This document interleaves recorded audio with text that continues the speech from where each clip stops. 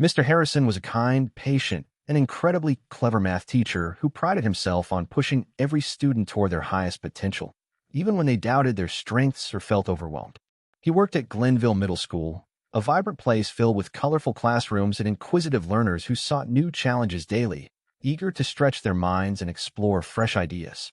Over the years, he observed that many students grew bored with routine exercises, so he devised intricate puzzles that ignited excitement, nurtured creativity, and encouraged fearless outside-the-box thinking. His ultimate goal was to spark a lifelong passion for numbers, shapes, and logical strategies, ensuring children discovered true joy in constructing clever solutions step by careful step. Though most students enjoyed his mind-bending tasks, Mr. Harrison realized some of his puzzles still weren't enough for those who hungered for an even bigger test of their logical wit and resilience. Determined to keep everyone engaged, he promised to create an unbeatable math puzzle, one that would stretch the entire class beyond anything they had previously imagined possible. Late nights found him hunched over stacks of paper, sketching odd shapes, jotting equations, and erasing them repeatedly, determined to craft the perfect problem no one could solve instantly. Eventually, he emerged with a puzzle requiring mastery of fractions, algebraic expressions, geometric transformations, and clever numerical shortcuts, blending all these concepts into one monstrous challenge. He believed this giant brain teaser would sharpen the students' minds, teaching them about unyielding persistence, teamwork, and the thrill of discovering beauty within complex problems. The day he unveiled it, the students gasped at its sprawling design, their eyes darting across twisting symbols and bizarre angles scribbled across every inch of the whiteboard. The puzzle seemed like an endless web of riddles, linking hidden variables, mysterious angles, and peculiar shapes that demanded extraordinary care to decode and piece together. Some classmates whispered their apprehension, wondering if they should even try, while others firmly grasped their pencils, steeling themselves for a battle of wits unlike any before. Mr. Harrison announced that whoever solved this gargantuan riddle will be crowned the math champion of Glenville Middle School, receiving applause and respect from teachers and peers alike. He also admitted that even he had stumbled trying to solve it, which only lit a fire in many students' hearts, determined to prove they could outsmart the teacher's proudest creation. Kim, a normally shy girl seated in the back, felt her pulse quicken as she imagined the possibility of astonishing everyone by conquering the puzzle nobody believed she could handle. Terrence, a confident boy up front, flaunted his quick thinking, boasting that he would crack the code before lunchtime, fueled by his unwavering belief in his own brilliance. The rest of the class teetered between excitement and terror, unsure if they were witnesses to a genuine challenge or victims of a trick aimed at stumping them forever. Mr. Harrison calmly observed their varied reactions, his eyes gleaming with optimism, confident the puzzle would awaken a fresh spark of curiosity in every child, no matter their doubts. He reminded them that collaboration was permitted, warning that the puzzle contained layers of hidden complexities designed to trip up those who tried tackling it alone without support. Groups formed quickly, with students leaning over desks, scribbling numbers, sketching diagrams, and erasing frantic lines the moment they collided with yet another dead end. Minutes stretched into hours, and a hush fell upon the classroom, broken only by hushed brainstorming, the rustle of notebook pages, and the steady scratch of pencil lead. Each fresh concept seemed to branch off into countless questions, and each potential breakthrough exposed unforeseen twists that tested resolve and sparked debate. Some kids slumped in defeat, their heads cradled in their hands, while others refused to yield, forging ahead in the hopes of unearthing a hidden pattern or overlooked link.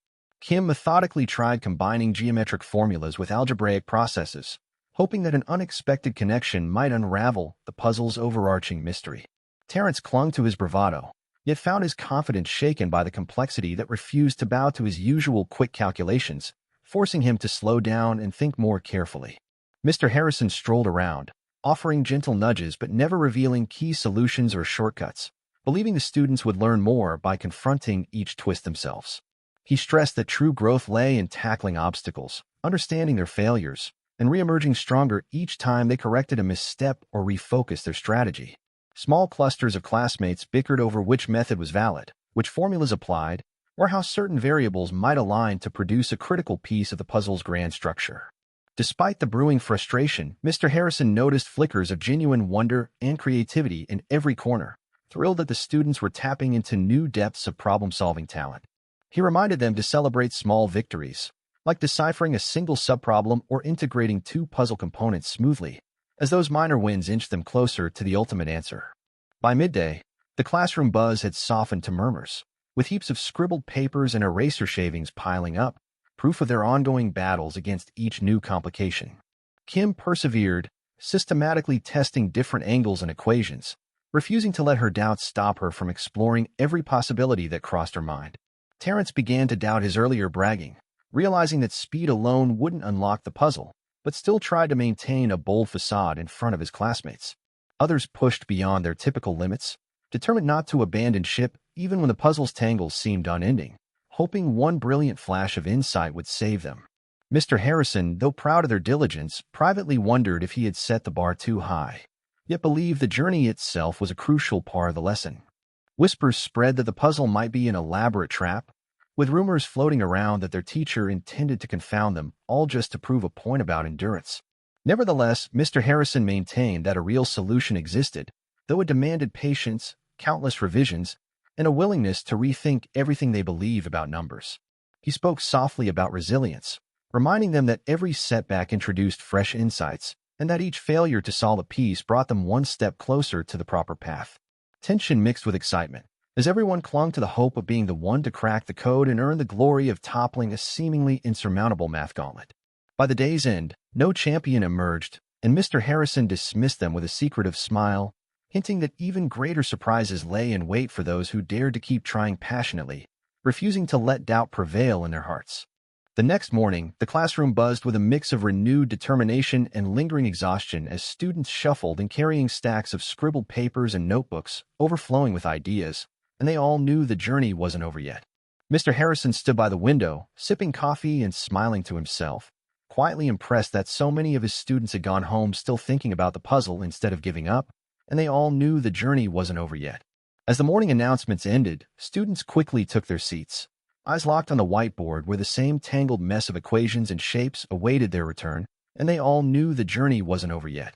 Terrence walked in confidently, tossing his backpack down and announcing to anyone who would listen that he had a major breakthrough just before bedtime, claiming he'd cracked the core algorithm at last. Kim entered silently, her notebook tucked under her arm, her eyes focused and alert, scanning the puzzle as if it might have changed overnight, and they all knew the journey wasn't over yet. Mr. Harrison clapped his hands and encouraged everyone to keep trying, reminding them that the solution was still out there, and that someone somewhere was bound to find it, and they all knew the journey wasn't over yet. He added a new rule: if anyone came even close to solving a major chunk of the puzzle, the class would take a break for donuts and juice as a reward, and they all knew the journey wasn't over yet. The incentive sent a jolt of excitement through the room, and once again the students dove into their equations, their energy rekindled by the thought of a sweet mid-morning treat, and they all knew the journey wasn't over yet. Kim found herself seated near a group of students she usually didn't talk to, and for the first time, she decided to collaborate, showing them her work and comparing ideas, and they all knew the journey wasn't over yet. Terrence, meanwhile, was busy trying to connect a sequence of functions he believed held the key to cracking the bottom corner of the puzzle, and they all knew the journey wasn't over yet. The classroom was alive with mathematical chatter, with groups debating the meaning behind certain symbols, how they might connect to angles drawn on the top half of the board, and they all knew the journey wasn't over yet. Mr. Harrison moved between the clusters, occasionally raising his eyebrows at clever thinking and offering subtle nods of approval when students made unexpected discoveries, and they all knew the journey wasn't over yet. Around mid-morning, Kim's group suddenly gasped as one of her diagrams revealed a hidden symmetry none of them had noticed before, and they all knew the journey wasn't over yet.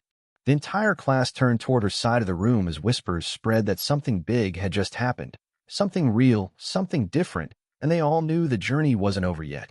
Kim explained how certain shapes within the puzzle mirrored each other, and how flipping one quadrant unlocked a previously unseen pattern connecting several equations, and they all knew the journey wasn't over yet. Terrence rushed over to see what the commotion was about, and even he was stunned into silence as Kim calmly described her theory using precise mathematical language, and they all knew the journey wasn't over yet. Mr. Harrison knelt beside her desk, eyes scanning her notebook, his lips curling into a proud grin as he nodded and tapped the paper with the tip of his pen, and they all knew the journey wasn't over yet. "This," he said gently, "is exactly what I was hoping someone would discover. Excellent work, Kim." And they all knew the journey wasn't over yet. The class erupted in applause, not out of envy, but out of genuine respect, many realizing for the first time that quiet Kim had a mind sharper than most, and they all knew the journey wasn't over yet. Blushing but beaming, Kim continued her explanation, pointing to a sequence of operations that, when rearranged, canceled out several layers of the puzzle entirely, and they all knew the journey wasn't over yet. Terrence sat down beside her, no longer boasting but listening carefully, realizing that Kim's insight might be the missing piece he had failed to see, and they all knew the journey wasn't over yet. For the next 20 minutes, Kim and Terrence worked together, sketching graphs, rewriting equations, and testing each step with growing excitement, and they all knew the journey wasn't over yet. Slowly, the dense fog that had loomed over the puzzle began to lift, and more students gathered around, contributing ideas and asking thoughtful questions, and they all knew the journey wasn't over yet. Mr. Harrison watched with quiet joy, resisting the urge to step in, knowing this moment of student-led discovery was far more powerful than any lecture, and they all knew the journey wasn't over yet. The puzzle that had once seemed impossible now appeared solvable. Difficult still, yes, but not a myth or trick as some had suspected the day before, and they all knew the journey wasn't over yet. Kim's strategy opened new doors, revealing relationships between equations that had previously seemed random or unrelated to the bigger picture, and they all knew the journey wasn't over yet. Even those who had all but given up the day before now found themselves inspired, flipping through their notebooks and scribbling furiously to test new hypotheses, and they all knew the journey wasn't over yet. Terrence, surprisingly humble now, kept complimenting Kim's logic and even admitted aloud that he never would have spotted the pattern without her help, and they all knew the journey wasn't over yet.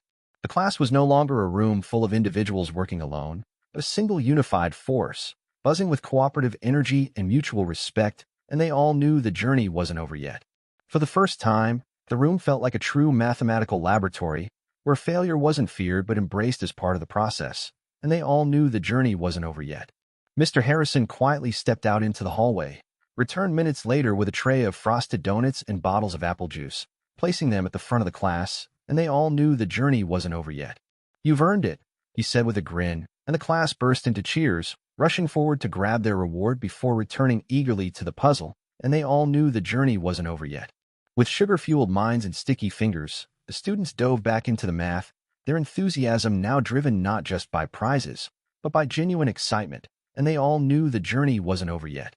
Kim continued to lead quietly, often stepping aside to let others test ideas, encouraging classmates who previously felt too shy or slow to contribute, and they all knew the journey wasn't over yet. Mr. Harrison made a mental note that she had not only cracked part of the puzzle, but had also inspired a new level of collaboration and confidence among her peers, and they all knew the journey wasn't over yet. The entire class now hovered on the edge of solving the once monstrous puzzle, and Mr. Harrison, for the first time, began to wonder if maybe, just maybe, they'd actually do it, and they all knew the journey wasn't over yet. Equations that once looked like gibberish now made sense, and diagrams that felt like traps began unfolding like blueprints to a hidden machine, and they all knew the journey wasn't over yet. With every erased mistake, the lunch bell had long since echoed through the halls, but not a single student moved, their focus glued to the web of calculations now growing on every wall and desk. Mr. Harrison didn't bother reminding them to eat. He knew when minds were this locked in, knowledge was feeding them far more than any sandwich ever could. Kim sat at the center of it all, surrounded by peers who once barely noticed her, now eagerly waiting for her thoughts like she was the captain of an academic expedition. For the first time, she wasn't invisible, she was vital, the calm center of the storm everyone was drawn to. Terrence, once the loudest in the room, had quieted into a diligent partner, jotting down everything Kim said and offering ideas with a humility no one expected from him. The puzzle was no longer just a classroom activity. It had become a shared quest, a symbol of something greater than math, something that pulled them all into one united force. The puzzle had evolved into a mountain they were climbing together, each discovery like a foothold pushing them higher. Pieces were falling into place faster now, equations unraveling, patterns unfolding like a map slowly revealing a hidden treasure long buried beneath the noise of assumptions. Students took turns leading different sections, no longer concerned with who was smartest, but with who could help push the group one step closer to the final breakthrough. Even those who struggled with math before now found themselves engaged, encouraged by the fact that every contribution, no matter how small, helped move the class forward. The fear of looking foolish was gone, replaced by the thrill of being part of something meaningful, something bigger than grades or gold stars. Mr. Harrison observed from the back of the room, arms crossed and heart full, knowing that this was no longer about teaching a subject. It was about igniting minds. The whiteboard had become so cluttered with symbols that students began writing on windows, taping papers to the walls, and using rulers to measure angles directly from desks. Kim paused and traced a complex loop across 2 different diagrams, then looked up with wide eyes as she whispered, "I think this entire section is a decoy." A ripple of gasps traveled through the room, and everyone turned to study the section she was pointing at, realizing it had misled them into endless loops from the very beginning. "It's like a trap," Terrence added, nodding slowly, "meant to test whether we'd challenge the obvious or just follow the path laid out for us." Mr. Harrison chuckled quietly, scribbling a note in his pocket journal that read, "They've cracked the misdirection. Unbelievable." Kim rewrote the equations using a mirrored approach, flipping certain terms, rotating variables, and suddenly the entire structure began to collapse into a much simpler framework. A hush swept the room as every formula aligned like tumblers in a lock, finally ready to click into place. Students clapped in disbelief as massive sections of the puzzle dissolved under Kim's adjusted logic, revealing a final equation at the center of the chaos. Mr. Harrison walked slowly to the front of the room, eyes fixed on the board as if witnessing the final brushstroke of a masterpiece. "You've done it," he whispered, barely loud enough to be heard. "You actually did it," and the class held their breath as silence fell over the room. Kim glanced nervously at Terrence, who nodded encouragingly, then stepped forward and wrote one last value on the board to complete the equation. A loud chime echoed from Mr. Harrison's desk, the small timer he had set weeks ago for fun, finally signaling that the puzzle had been solved. The device, barely noticed until now, chimed like a celebration bell in a grand competition. The room erupted in cheers and clapping, not the polite kind, but the kind that echoed joyfully from the heart, fueled by pride, relief, and Mr. Harrison wiped his eyes discreetly, overwhelmed by what he had just witnessed. Not just a puzzle solved, but students transformed in front of his very eyes. This wasn't just about math, he told them, walking to the center of the room. This was about discovering what you're truly capable of when you stop competing and start collaborating. Kim's classmates surrounded her with high fives and thanks, their faces glowing not just from the success, but from realizing how far they had come together. Terrence lifted her hand in the air like a champion's, grinning widely and declaring, "Ladies and gentlemen, our math queen," which made the room burst with laughter. But Kim shook her head and said, "No, not queen. We all solved this," and pointed at the board where dozens of initials marked contributions across every corner. Mr. Harrison nodded in agreement and added, "That's right, this is the first time in my teaching career I've seen a class become one mind instead of 30. For the rest of the afternoon, there were no more assignments, no worksheets, no tests, only celebration and quiet reflection as students looked at the board like it was a monument. Mr. Harrison printed a photo of the final solved board and taped it above the classroom door, writing underneath it in bold marker, "The day math made us one." Mr. Harrison's marker squeaked as he wrote the words, but his hands trembled slightly with emotion. That photo would hang there for years, a symbol for every future class to see, not just a problem-solving, but of perseverance, trust, and the power of unity. As the school day neared its end, students lingered in the room, still talking through how it had all come together, exchanging ideas like old friends reminiscing about a grand journey. Even the quietest students, those who rarely spoke, now shared memories of what they contributed, proud to be a part of something so special and unforgettable. Kim sat at her desk, smiling faintly, feeling not like the girl in the back row anymore, but like someone who had changed her place in the world with a single idea. In that moment, she realized she had not only solved a problem, but rewritten the way she saw herself forever. Terrence, sitting beside her, gave her a thumbs up and said, "You were amazing today," to which she replied, "We all were," and they both smiled. The bell finally rang, but no one leapt from their chairs, because something about this moment felt sacred, like walking away too fast might break the magic. Mr. Harrison dismissed them slowly, one by one, shaking hands, giving quiet words of praise, and watching his class leave with their heads held higher than ever before. When only Kim remained, she walked up to him and quietly said, "Thank you for believing in us," and he responded, "No, thank you for reminding me why I teach." As she exited the room, the setting sun streamed through the windows, casting a warm glow on the board that still carried the traces of the journey they had taken. That night, none of the students did homework. They didn't need to, because they had already done something unforgettable that no test could measure. That kind of learning didn't come from books. It came from believing, from trying, and from never giving up on the impossible. And in the quiet halls of Glenville Middle School, one classroom stood as proof that sometimes the hardest problems lead to the most beautiful answers. The following week at Glenville Middle School felt completely different, as if something fundamental had shifted in the air since the day the puzzle was solved. Students walked taller in the hallways, heads held high not because of grades or trophies, but because of something they built together, something no one thought they could do. Kim was no longer the quiet girl in the back of the room. She was now the student everyone waved to, asked questions to, and wanted to sit beside during group projects. Terrence seemed just as popular as ever, but different now, more thoughtful, less interested in showing off, more focused on listening and learning alongside others. He still cracked jokes, but there was a gentleness in his tone now, a new layer of empathy that hadn't been there before. Mr. Harrison noticed the change almost immediately, not just in Kim or Terrence, but in the whole class, as if a spell had been lifted and replaced with a deeper kind of confidence. He began each lesson by referencing the great puzzle, using it as a point of pride but also a reminder that challenges were meant to be faced together, not feared alone. Students from other classes began asking what had happened, and teachers from other grades peeked in with curiosity. Soon, word of the class's accomplishment began to spread beyond their hallway, beyond the school itself, into emails from other teachers and even mentions in the district newsletter.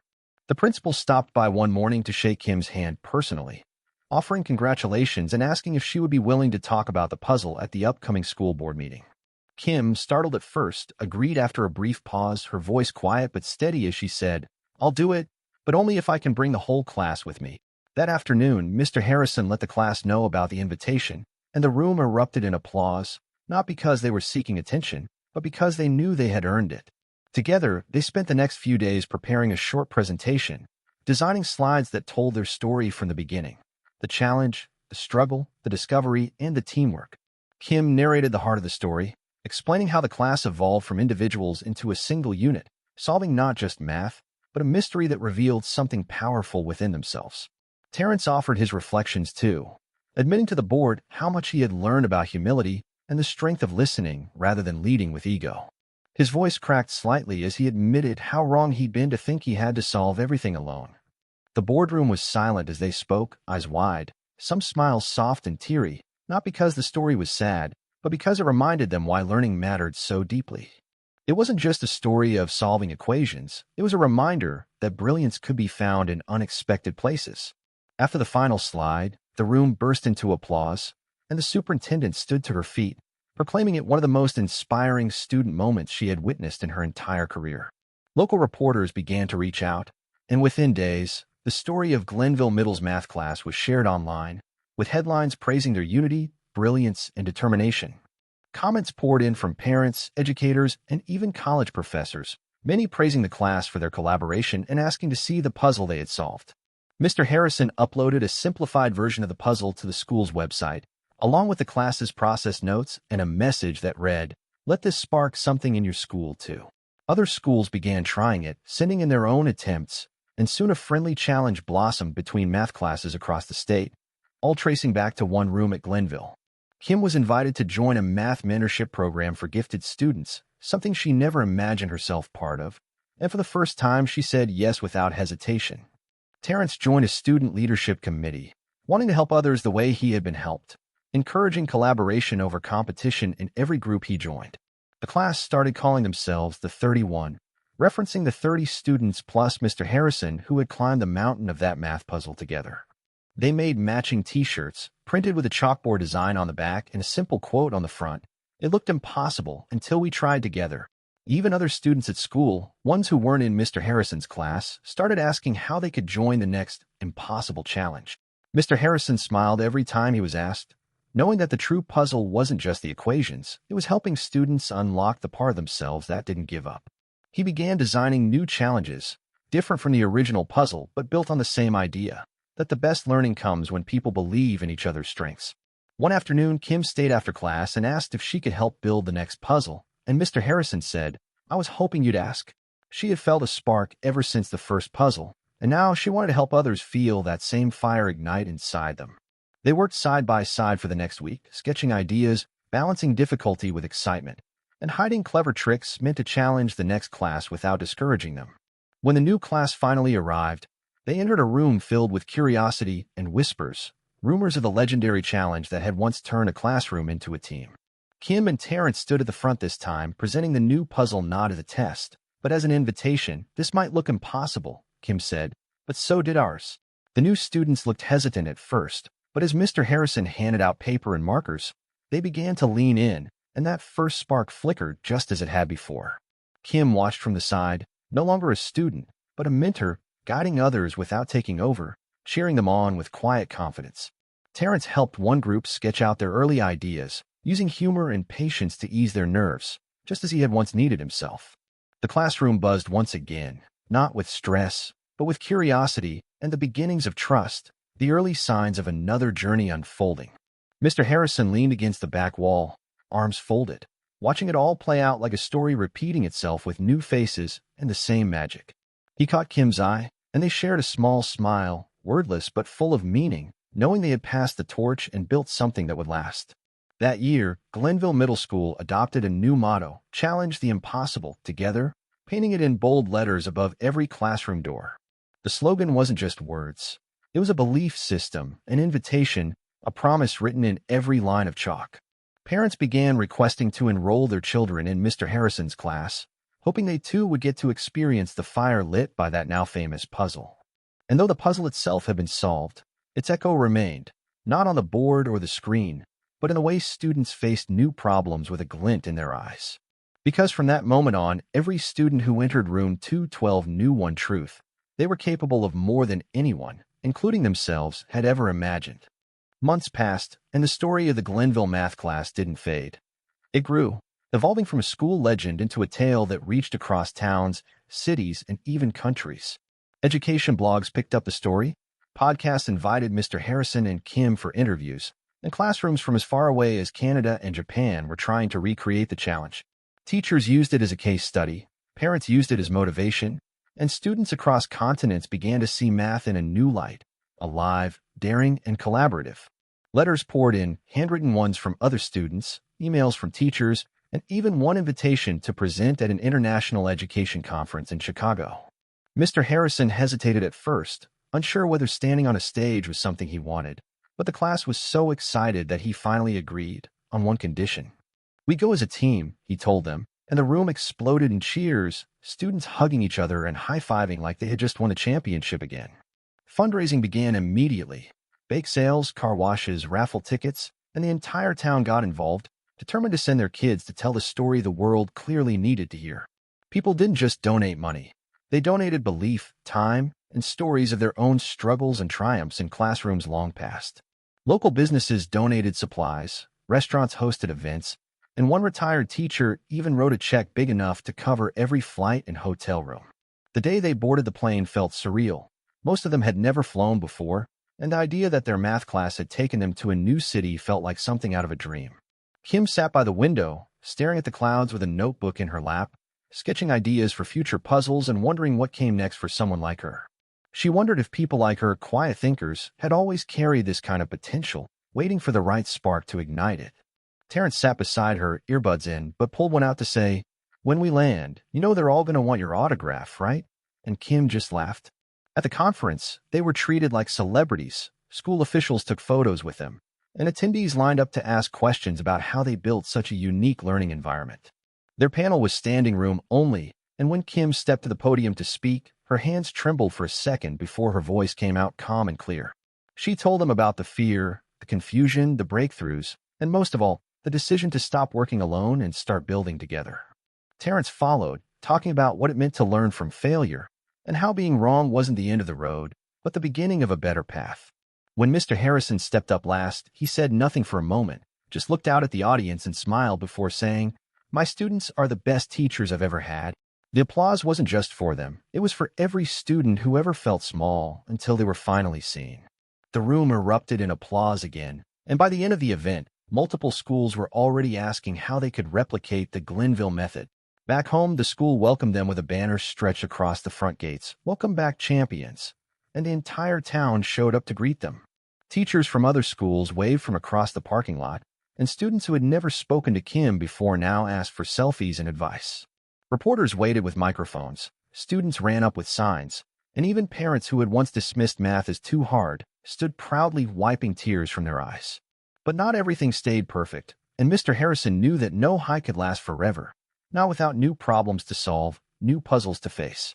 A few weeks later, during one of their open problem-solving sessions, a new student transferred in, a boy named Lucas who had a reputation for being disruptive.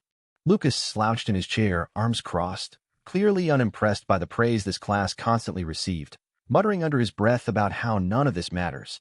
The first day, he refused to participate, and when asked a question, he replied with sarcasm, drawing uncomfortable silence from the rest of the class. Some kids exchanged uncomfortable glances, their once safe space now pierced by someone who didn't believe in what they had built together. Kim felt the atmosphere shift. Suddenly, the energy that once made the room buzz felt fragile, like one wrong word could shatter everything they built. Mr. Harrison didn't scold Lucas. Instead, he gave him a blank sheet and said, "Here's a space to write whatever you'd like, just don't stop thinking." Lucas scoffed but took the paper anyway, scribbling something quickly and tossing it aside like he didn't care at all. That night, Mr. Harrison read what Lucas had written and paused, eyebrows raised, realizing the boy hadn't written nonsense, but had actually solved a tricky pattern none of the others had cracked. The next morning, instead of calling him out, Mr. Harrison posted Lucas's paper on the board with the heading, "An Unexpected Insight." He didn't label it or explain it. He just posted it where the world could see that insight doesn't always come wrapped in politeness. The class murmured with surprise, and Lucas's eyes flickered, just for a moment, with confusion, maybe even curiosity. "It's a cool solution," Kim said to him gently after class. "You should show us how you figured it out." Lucas didn't respond right away, but the next day, he moved his desk slightly closer to the circle and didn't argue when asked to join a group. He spoke once, then twice, and by the end of the week, he was drawing diagrams and quietly debating steps with Terrence over who had the more efficient equation. Mr. Harrison saw it happen like magic, how patience, trust, and quiet encouragement turned even skepticism into engagement. No spotlight, no praise, just a slow shift that felt like healing in disguise. Kim watched too, understanding now that just as she had needed someone to believe in her, Lucas had needed the same thing, even if he never said it out loud. Their next puzzle came not from Mr. Harrison, but from Lucas, who walked in one day with a folded sheet and said, "Want to try something hard?" The room exploded with energy again, and this time it was Lucas standing at the board, arms full of ideas and eyes wide with excitement. "You're one of us now," Terrence told him, and Lucas shrugged, but couldn't hide the smile that tugged at the corner of his mouth. It was a small thing, that smile, but it said more than words ever could: belonging, pride, and maybe even hope. And just like that, the cycle started again, not because of a teacher or a lesson, but because students chose to believe in each other one more time. Mr. Harrison stepped back once again, letting the class steer itself, guided by sparks that didn't come from a textbook, but from hearts and minds working as one. Glenville's walls now held more than formulas and banners. They held stories, transformations, and proof that education wasn't about tests, but about trust. And in room 212, even new beginnings didn't feel like resets. They felt like the next line in a puzzle that would never really end, only grow more beautiful with time. Years passed, but the echoes of room 212 never faded. If anything, they grew louder, woven into the very fabric of Glenville Middle School's identity. Students who had never met Kim or Terrence still whispered about them in halls, pointing at the photo above the door as if it were a sacred artifact. Some even left tiny paper cranes at the classroom door, tokens of gratitude for a legacy they'd only heard about in stories, but still believed in deeply. The phrase "challenge the impossible" together became more than a motto. It became a guiding star for the entire school, shaping how teachers taught and how students learned. Mr. Harrison kept teaching, never chasing fame or titles, always content to be the quiet force that helped others find their spark. Every year, he introduced a new puzzle, not to intimidate, but to invite, his classroom always filled with color, curiosity, and a quiet kind of magic. Her presence never demanded attention. It simply reminded every new student that brilliance could look quiet, steady, and kind. Kim, now in high school, returned often to help, offering mentorship, designing new problems, and standing silently at the back as new kids found their footing. Terrence, too, would drop by, wearing a varsity jacket now, but still the same humble, helpful, and full of energy that lifted every room he entered. Lucas, once the skeptic, was now known as the quiet architect behind some of the most creative puzzles the school had seen in years. The trio, Kim, Terrence, and Lucas, had become something of a legend, each a symbol of transformation, unity, and the brilliance that blooms when judgment fades. One fall morning, Mr. Harrison arrived early, sunlight pouring through the windows as he walked to his desk and placed a sealed envelope in the middle of the board. When the students arrived, they found the note taped beneath a puzzle grid with just 5 words scrawled across the top. "The final challenge begins now." Gasps filled the room as kids clustered around the board, pointing at clues, already whispering theories about what made this one the final challenge. It wasn't just a puzzle, it was a riddle laced with layers of memory, packed with references only those who had been part of the journey would understand. No one wanted to ask, but everyone knew. It meant something bigger than another math test, something with a sense of quiet goodbye. That week, the air in room 212 changed. Students approached the puzzle like a mystery buried in time, determined to solve it before whatever came next arrived. Kim returned that afternoon without being called, as if she felt it in her bones, her eyes scanning the board before joining the new class without hesitation. Lucas appeared beside her, already scribbling notes, and Terrence, fresh from football practice, pulled up a chair with grass still clinging to his cleats. "Feels like old times," he muttered, and they all smiled, not at the nostalgia, but at the fire that never really went out. The puzzle was harder than anything before, layered, abstract, filled with riddles and logic gates that required not just math, but memory, trust, and imagination. Students from current and past classes showed up each day after school, turning the room into a think tank where experience mixed with raw talent. Even former teachers visited, some bringing coffee, others bringing copies of old puzzles for comparison, adding pieces to the growing sea of thought. Day after day, the board filled with markings, erased and rewritten, walls plastered with calculations, desks transformed into landscapes of ideas. And through it all, Mr. Harrison watched quietly, never explaining, never rushing, just watching with the patient eyes of someone who knew this moment mattered. Every so often, he would glance at an old yearbook photo pinned to the corkboard and smile at the evolution of the dream he once dared to start alone. On the 10th day, it happened. Kim gasped, Terrence shouted, Lucas froze with a marker halfway across the board. They had cracked the first layer, not the solution itself, but the key that unlocked the rest, the truth hidden beneath the structure all along. The room erupted in cheers, and kids danced in celebration, high-fiving, hugging, and shouting in delight. But when the noise faded, Kim turned to Mr. Harrison and asked softly, "Why did you call this the final one?" Her voice cracked slightly, the question hanging in the air like dust suspended in golden afternoon light. Mr. Harrison walked to the front slowly, a soft smile tugging at his lips, and said, "Because next year, I won't be here to write the puzzles." The room went still, utterly still, like the world had paused to hear him say it again. "I'm retiring," he continued, "but not because I'm tired, because I know you're ready." Silence turned to murmurs, and murmurs turned into tears, not of sadness, but of gratitude, of knowing something special had been built and shared.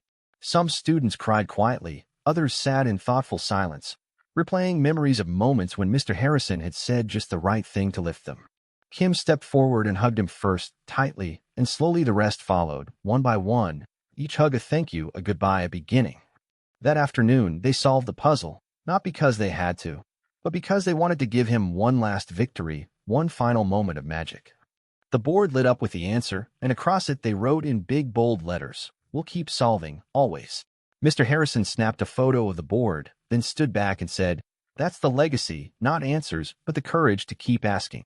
On his last day, the school hosted an assembly, and students from every year showed up, some from college, some already working, all forever shaped by room 212. Kim gave the speech, her voice clear as a bell, saying, "Mr. Harrison didn't just teach us math, he taught us how to believe in ourselves and in each other."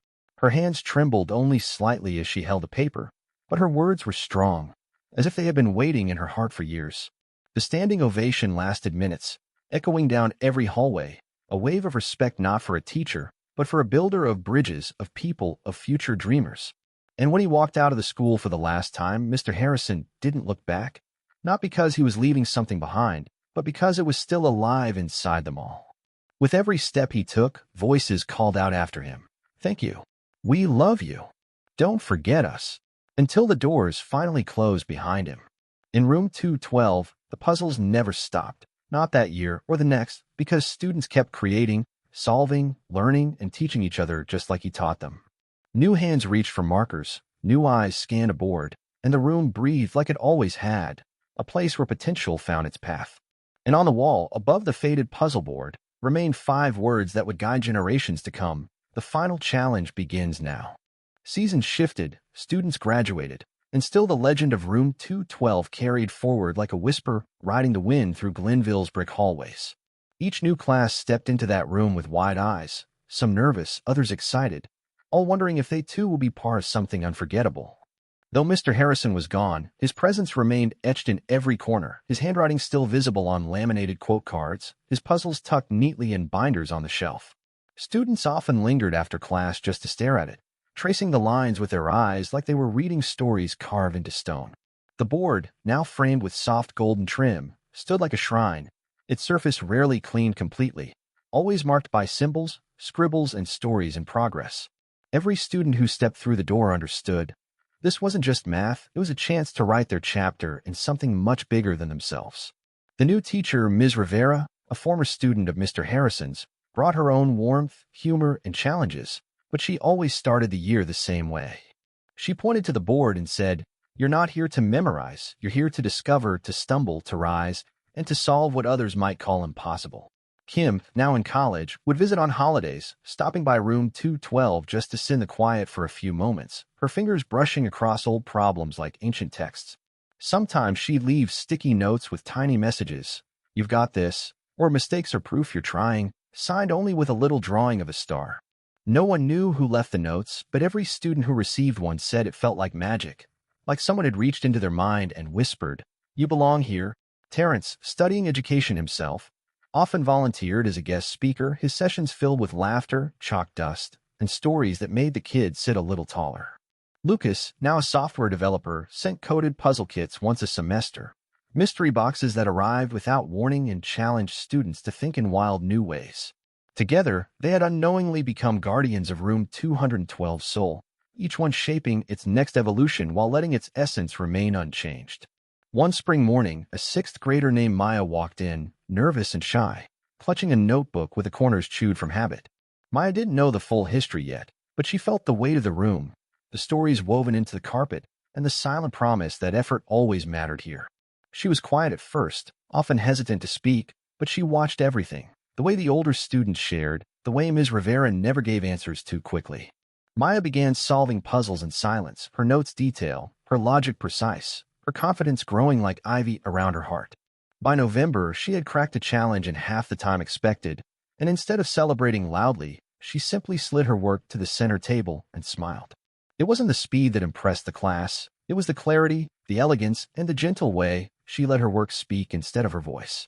Ms. Rivera picked it up, eyebrows raised in admiration, and wrote Maya's name on the wall beneath the framed puzzle board with a gold marker.